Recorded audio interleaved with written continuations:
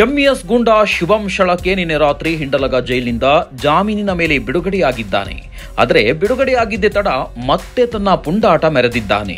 ಜೈಲಿಗೆ ಹೋಗಿ ಬಂದರೂ ಬುದ್ಧಿ ಕಲಿಯದ ಎಂಇಎಸ್ ಪುಂಡ ಶುಭಂ ಶಳಕೆ ಜೈಲಿನಿಂದ ಹೊರಬಂದು ಜೈ ಮಹಾರಾಷ್ಟ್ರ ಎಂದು ಘೋಷಣೆ ಕೂಗಿ ಭಾವನಾತ್ಮಕವಾಗಿ ಮರಾಠಿ ಭಾಷಿಕರ ಪ್ರಚೋದಿಸಲು ಯತ್ನಿಸಿದ್ದಾನೆ.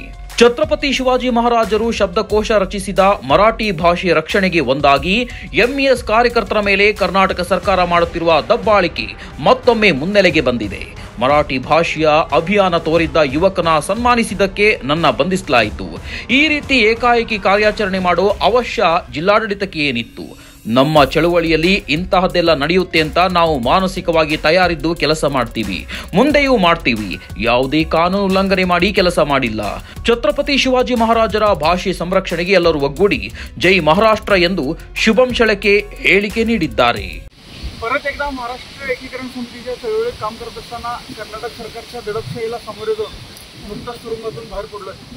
फक्त मराठी भाषेचा सन्मान राखणाऱ्या एका पोरग्याचा सत्कार केला म्हणून त्या ठिकाणी मला अटक झाली होती. इतक्या तातडीनं कारवाई करायची काय गरज होती हा प्रश्न प्रशासनालाच विचारावा लागणार आहे.